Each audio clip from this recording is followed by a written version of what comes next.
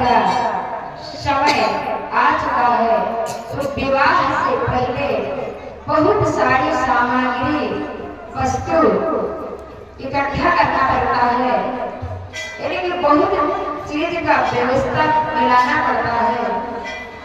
तो माता शबरी जी छोटे से ही बाल्यकाल से ही वो भगवान प्रति उनका बहुत भाव था, पूजा पाठ करना, और कोई भी दुखी जीव जंतु या पशु पंछी को देख करके उनके मन में बहुत पीड़ा होती थी। अगर कोई पंछी दुखी है, कोई पीड़ित है, तो उसकी पीड़ा को देख करके माता शबरी को बहुत दुख हो जाता था। जब माता शबरी का विवाह एक पुरुष के साथ तय हो जाता है, विवाह के दिन नजीक आने लगता है, उनके पिताजी ने विवाह में भोजन करवाने के लिए, जैसे हमारे यहाँ भी विवाह में भोजन कराने के लिए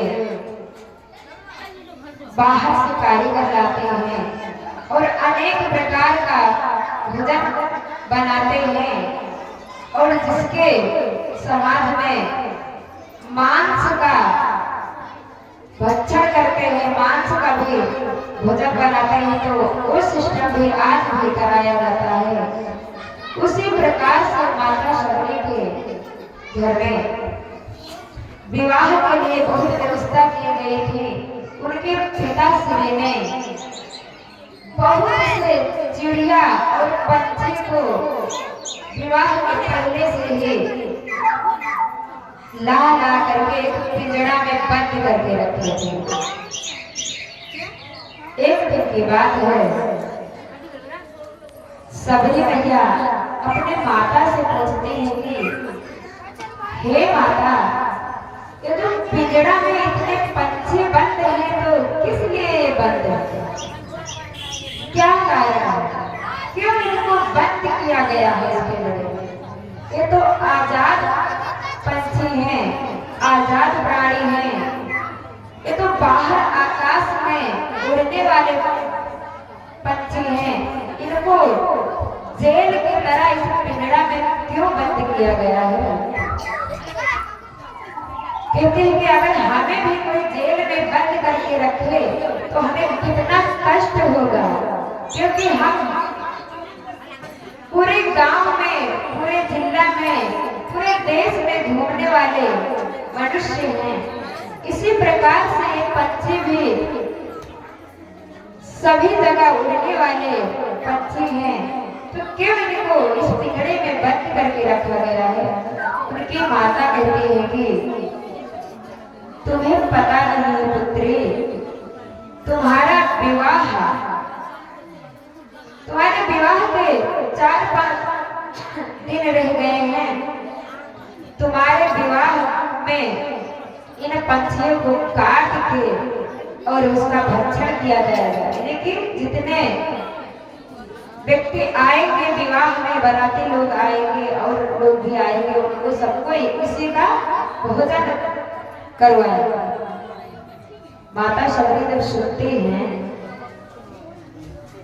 कि मेरे एक व्यक्ति के विवाह के कारण से इतने हजारों निर्दोष प्राणी, निर्दोष पंछी मारे जाते हैं, क्योंकि उनका दोष तो कोई नहीं है ना।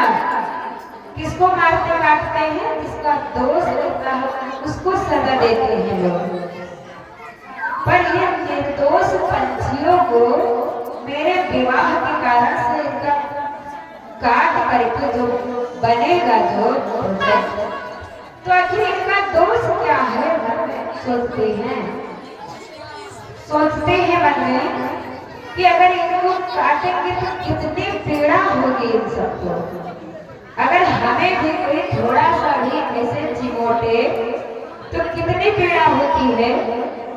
उसी प्रकार से जब इन पंछियों का गला कटेगा तो कितना पीड़ा होगा।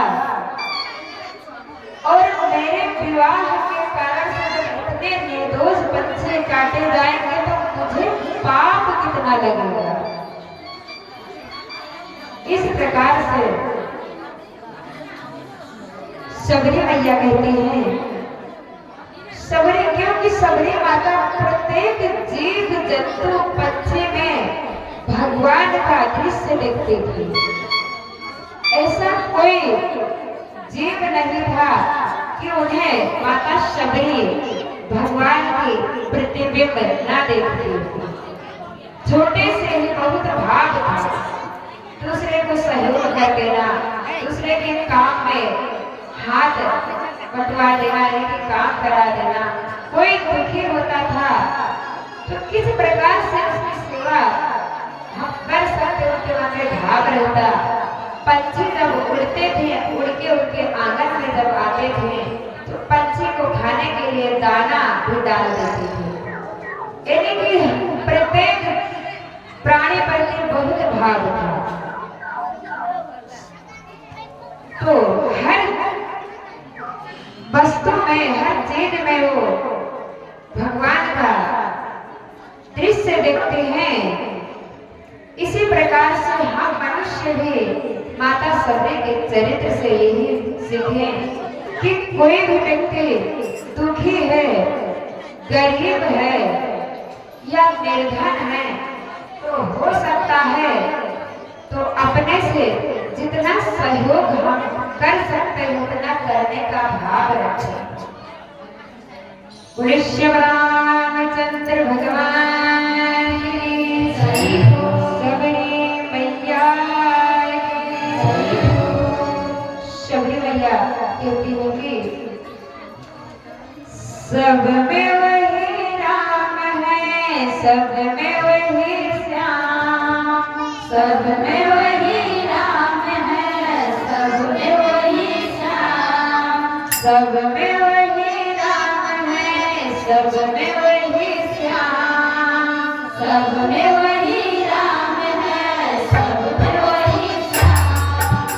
सबके एक आत्मा अलग अलग है नाम, सबके एक आत्मा अलग अलग है नाम, सबके एक आत्मा अलग अलग है नाम, सबके एक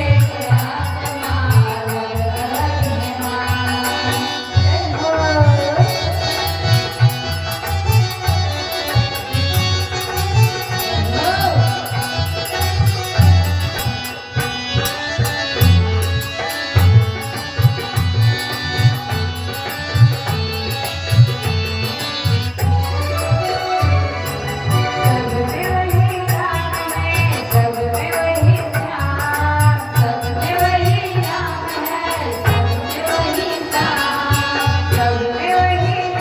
अलग है नाम।